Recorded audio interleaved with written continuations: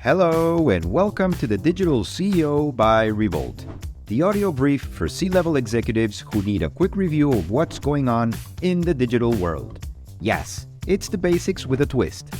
And speaking of twists, we invite you to join our new interview sessions, where we will be talking to diverse and experienced entrepreneurs and CEOs who will share with us interesting details about what they do, how they accomplished important milestones in their fields, but most importantly, show us their incredible human approach to dealing with the future.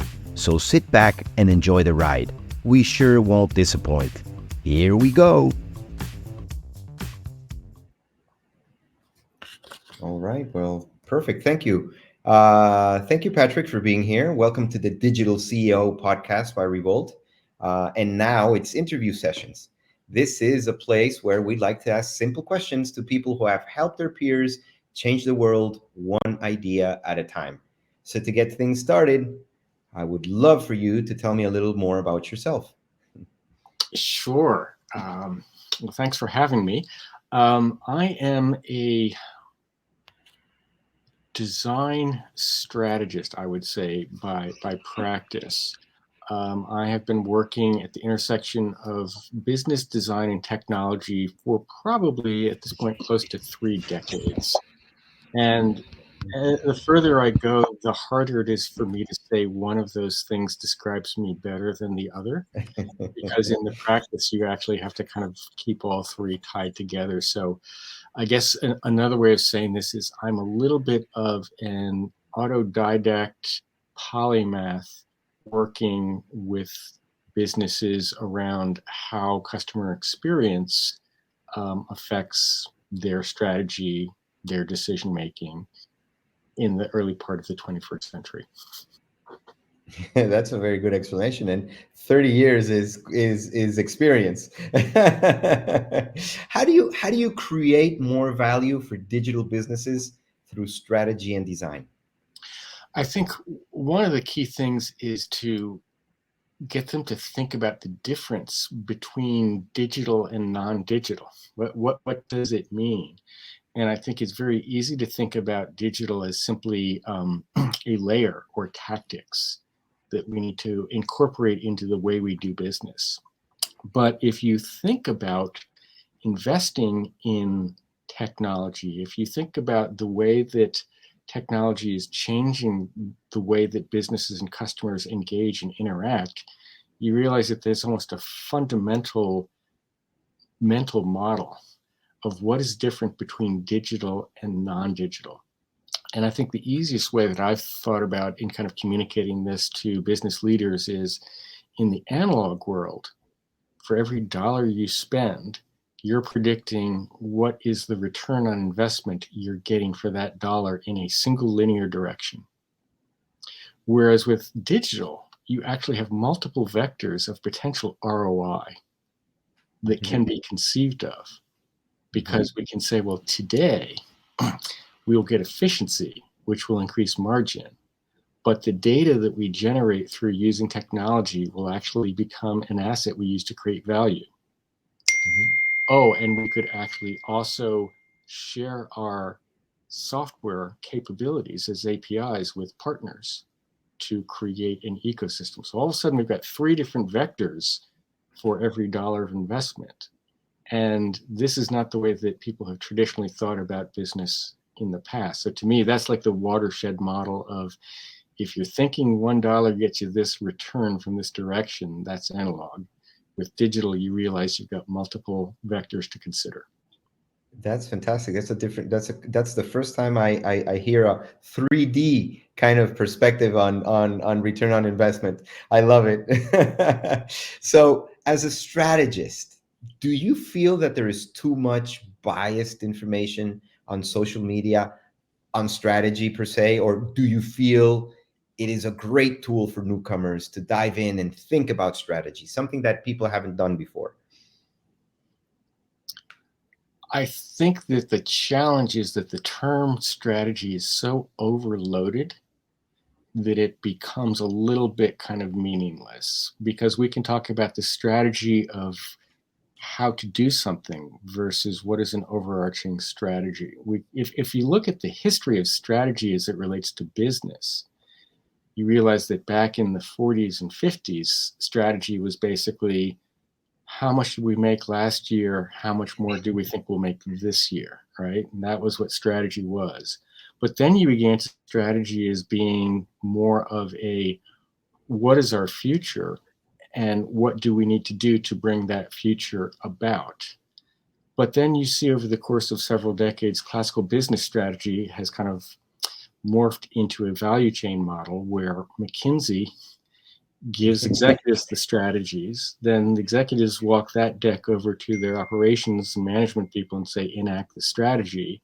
Then you go through the, well, how do you enact the strategy? What are the plans? And by the time you have it all built, the context has changed and the strategy is no longer necessarily the right strategy. There's a term that has been used called emergent strategy, which is kind of saying, well, your strategy can never be done that way. Of strategy is done, then handed over, where now strategy becomes kind of a continuous thread that goes along with everything else. And in that case, then the question is, okay, well, what's different between that model of strategy and the old model where you could encapsulate it in a deck? Where I think now I look at strategy as being somewhat related to understanding kind of systems and system design, and understanding the dynamics of the systems that you're looking to align and create value through. And what is the optionality that you want to be building in for the future, which is uncertain, versus what are the absolutes you have to have today to justify what you're doing, and how do you balance those two? And I think that's really what strategy is coming down to in terms of what I think as a strategist. Now, the other problem with strategy is, if you're a designer, if you're a customer experience designer, a lot of what you think about and do actually overlaps with what business has traditionally thought product strategy is about. And so now all of a sudden there's a question of, okay, so who's doing strategy and who's not doing strategy? And again, that comes back to, well, if the term is so broadly defined, then everyone's doing strategy, nobody's doing strategy. And how do you feel about all of this, all of these people that are on social media giving out, free advice on how to do this and how to do that? Do you feel that's a little bit biased? Do you feel that most of it is true? It's good advice, or what is your take on that? How should someone or a newcomer that's a young entrepreneur that's looking for some ideas and to build up a business, how should he or she think about what he's receiving on social media? Is it does he have to take a careful approach, or is there something that's firm to grab onto and move forward?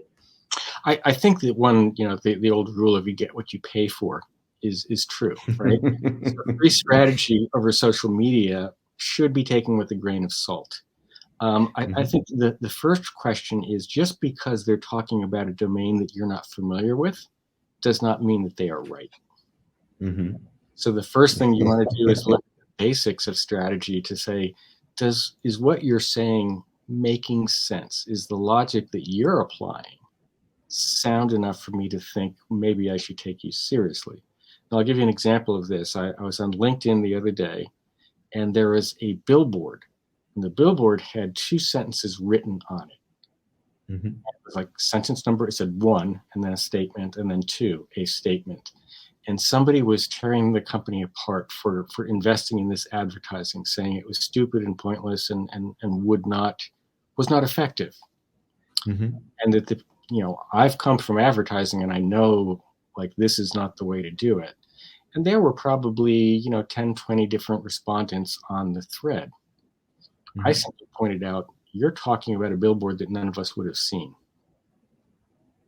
Wow. Yeah. I get the point. You get the point. Maybe go back and check your logic, right? Because again, it's kind of like, if they're not even realizing the fallacy or the inadequacy of their point they're making, then you have to say, okay, well, maybe I'll not put as much weight on the point that you're making because you might be incorrect. Yeah, that's something. So taking this a little forward, how do you? What would be your advice to a young entrepreneur? Just right now, someone comes up to you and says, Patrick, I have this really good idea. I want to start doing something. I want to take this forward. What should be his first steps? I think the first thing is you want to realize that you will never know everything you need to know. But what's more important is understanding what are the important areas to know. So what are the areas that are most important for you to have good visibility into? Because you'll never have it into everything. Second will be, what are your goals and expectations? And to really look at those and say, are they realistic? And do I know enough to say they are realistic?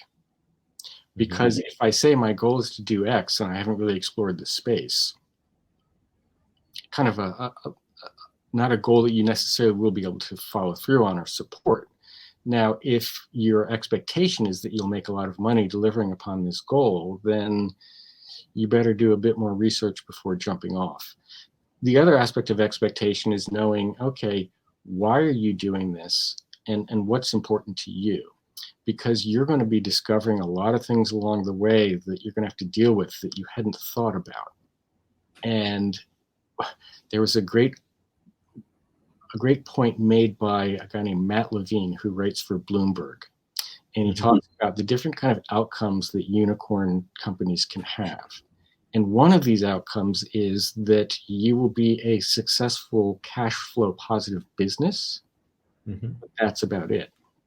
So as an entrepreneur, are you getting into this thinking that, okay, I'm going to spend 5 years of majority of my time to get to a position where I'm leading a company that is relatively successful, but now has all the issues of dealing with competition, dealing with growth, dealing with all the just humdrum stuff of running a business, because there's no guarantee that you will become the unicorn or that you will change the world to such an extent that everything will now be at your command. You may wind up being successful, but it's not the success that you had expected or envisioned. So I think those are the key things that I would always ask an entrepreneur to think about, because typically what people look at is my idea a good one? Ideas are cheap, right? And how an idea actually is real depends upon knowing a lot more about what it's going to take to put into play, what's actually going to happen once it's there. And that's really what you need to think about as an entrepreneur. Unless you're a serial entrepreneur who's really good at selling your ideas to others to go fund, where you keep a portion of the equity and you kind of ride the success. If you're not doing that and you're really saying, this is my shot to kind of make it or break it, make sure you fully understand what you don't know. Make sure that you're very clear on what your goals are and expectations for yourself of what those goals will be. So that being on the entrepreneur or startup side of the business, right? What would you tell an established CEO of a large company? What advice would you give him now on how to think about not strategy but systems in the future? And what would you tell them? How, if he has to rethink, he has to pivot, if he's in a circumstance of thinking and shaping the vision of his business for the future, what would be that first step? The thing that I often think about when thinking about change is, what do we know for certain that we need to respond to? And what do we think is possible, but we have no clarity on and can't prove as fact that it has to, that it will happen? And I call it kind of you can visualize it as almost a graphic of, here is my cone of certainty that extends out into the future and goes from the broad certainty I have of everything I know towards a point somewhere in the future of, I don't know. And then there's the cone of possibility that goes from where I am today and what could be possible later. And we want to manage these two cones to understand, okay, between the extent of my certainty and the possibility of the options, how do I balance the two to make sure that I don't inadvertently close off an option, but not bet too far on something that I'm not certain about? Which then we have to prioritize, what do I need to do to react today towards change? What do I think is the possibility of change, and how do I align those steps, again, to allow me to have the future optionality based upon investing today? Mhm. You talk a lot about visual aids and the way that visual aids help systems in strategy. How important are those nowadays? Are people more visually focused? Is that an easier way to understand these systems, or are just as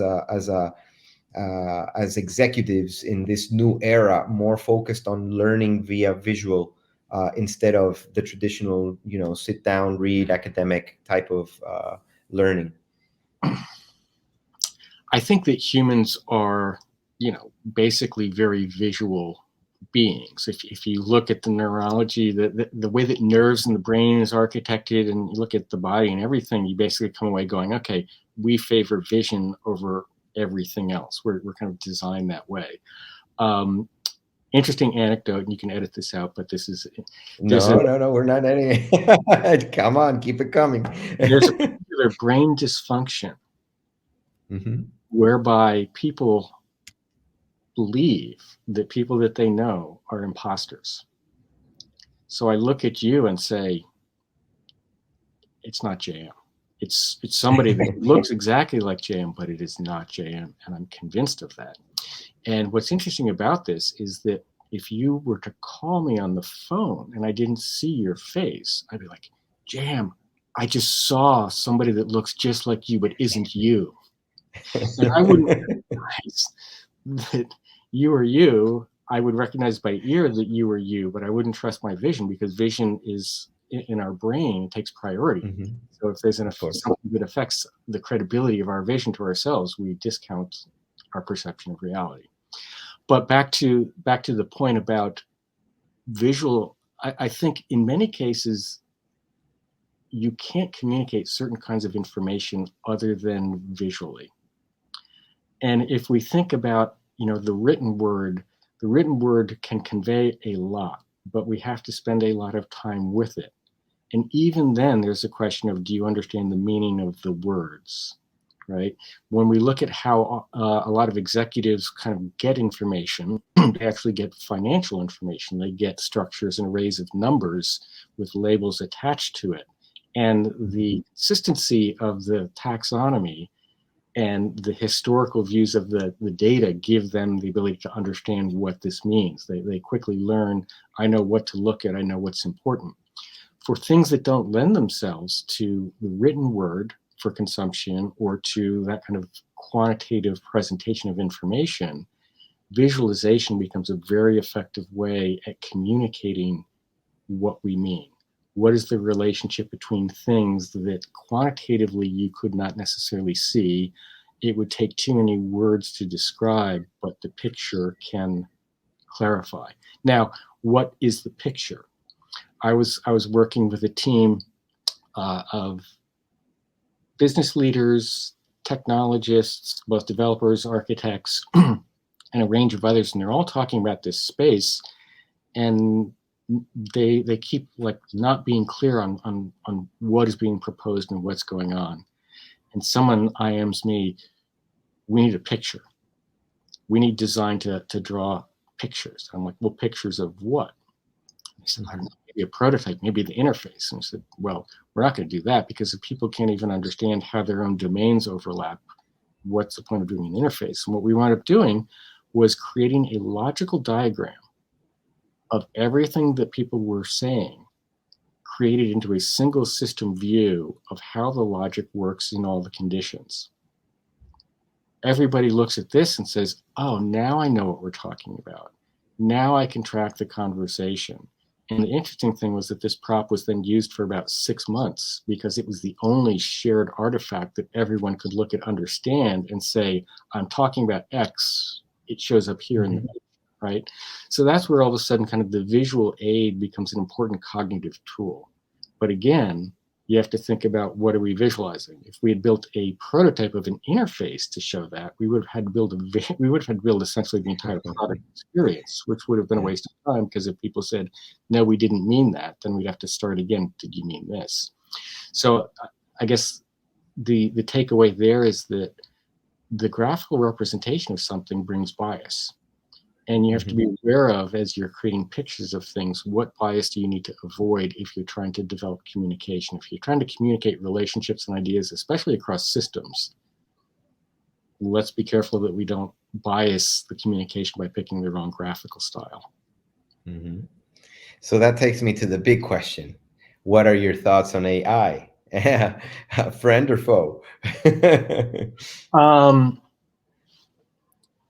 So what do we mean by AI?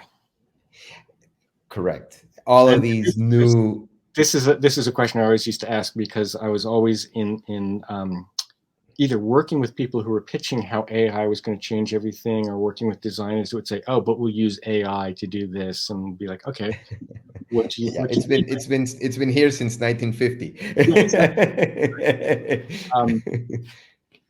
And my take on it is, we have to be very careful, because artificial intelligence generally is thought of as the artificial is referring to the substrate on which it's occurring. So when it occurs on carbon-based wetware, right, we call it human intelligence. When it occurs on silicon-based firmware or hardware, we call it artificial intelligence. Okay. I actually think that the artificial describes the intelligence. It looks like it's human intelligence. It looks like what we expect to be happening, but it's probably not. It's probably something very different. And the limitations of that need to be understood. We can say we learn because we actually have things like emotions, we have neurochemistry that affects how our cognitive processes work, and therefore how we make meaning of things. Computers don't have that. They operate in a very, very different way. And so we can't necessarily assume that because we understand the output of what machine learning can do, and say there's a parallel to how we think, that actually it's doing the same thing. And that gets to the heart of the problem with AI. The recent kind of explosion of ChatGPT and large language models is a very interesting one, because it raises the question, what are we training the large language models on? We're training it on exposed human thinking. So all we're really doing is taking human thought, all of its biases, strengths, weaknesses, and saying we're running all of this through a machine at a very high rate to establish patterns and connections. Doesn't correspond to actually the way we think, but there will be patterns surfaced. Do we know if those patterns are valid in the real world? How do we separate the bias of all the human thinking that this is trained upon to say, is that intelligence really better, or is it sound? And we don't really know. And there are examples of people tricking ChatGPT approaches where the bot will say, I can't tell you this, what you're asking for. I've been programmed not to tell you this, because it's not in the interest of my programmers. Yet you can ask the question in a different way, and the bot will give you the answer.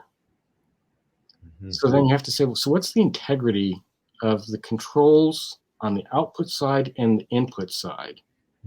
And are we running the risk of basically just turning kind of this biased information on at full throttle without understanding the implications? Which gets back to, so what's your point on AI? What's your take on AI? It's a technology.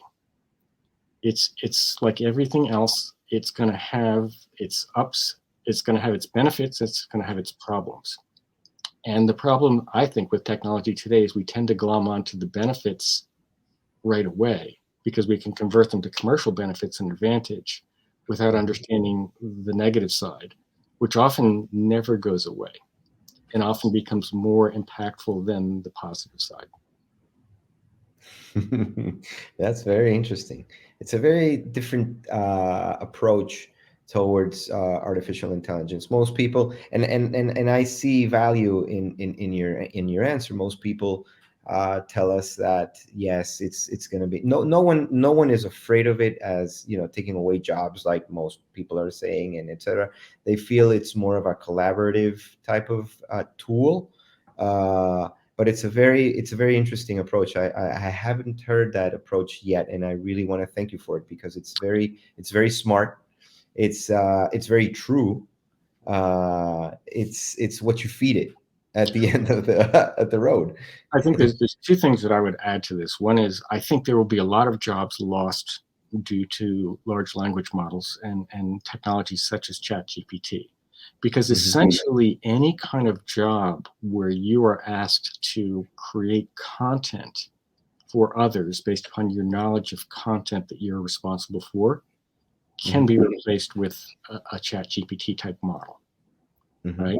So if we think about all the situations where that exists, you can kind of say, boy, there's going to be a lot of jobs lost. There's going to be a lot of situations where if a large enterprise, for instance, has already spent, invested a lot in technology and digitalization of all of their content sources, content management workflows, et cetera, there's a large risk that the people currently playing a role could be automated out of it. So I think that's one thing that people need to be realistic about, because it will have an impact.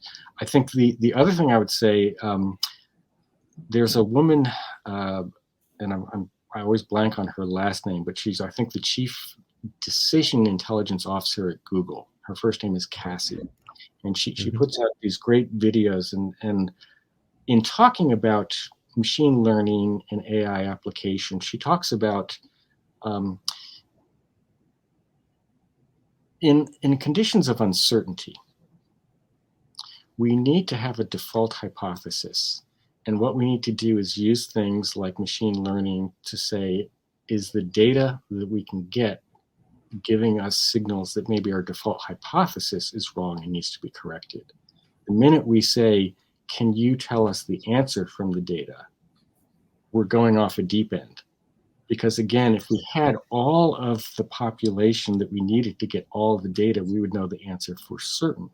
But because we never get that, we will always be operating under conditions of uncertainty.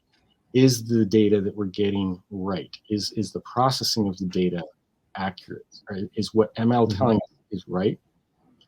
If you have a default hypothesis, then you can gauge against that and you can course correct. If you don't, then you wind up following, and you can get misled quite easily. That's very interesting. I want to thank you for your time. To wrap this session on the digital CEO, I always like to give recommendations on what I'm reading, on what I'm listening to, what I'm viewing. So I'm going to ask you for your recommendations for the Digital CEO podcast. What are you reading, or what are you looking at? What are you listening to that you would recommend us at this point? Gosh, that's tough, because I tend to read a lot. I always share my reading list, and at this point it works out to, like, many nonfiction books a year, because as topics change, you kind of have to get into them. I think in terms of what I kind of generally listen to and kind of track on an ongoing basis, one of the ones I find most interesting is Matt Levine of Bloomberg's newsletter, because he covers a broad range of topics, and because he is an investment banker by trade as well as a lawyer, so he's talking about things from a range of different perspectives. And one of the things that he also talks about is, the relationship between kind of emerging technologies, at least from the business perspective. So he brought up the fact that FTX, for instance, Sam Bankman-Fried was talking about the fact that, crypto is essentially a box that you get people to put money in, and then you sell, look at how much money is in the box to get more people to put money in. And Matt kind of said, so it's kind of a Ponzi scheme. And yeah, it's one way of looking at it. So, I mean, here's a guy that, like, a year and a half ago was kind of pointing this stuff out before all of the stuff hit the fan. So I find that he's actually quite interesting because stuff that comes up in his newsletters is usually worth paying attention to. That's a great recommendation. I'm going to look into it right away. I want to thank you again for your time. It's been awesome talking to you and sharing your experiences. You're a very smart person, and I really want to thank you for the insight you just gave us on different topics about the field, about strategy, about systems. And I want to thank you again for visiting us. I hope to have you again sometime soon. Thank you very much for having me. I've enjoyed the conversation, and I'll love to come back at any point. Fantastic. I'll take your word for it. So thank you once again. I will. We're gonna have this up and running very soon.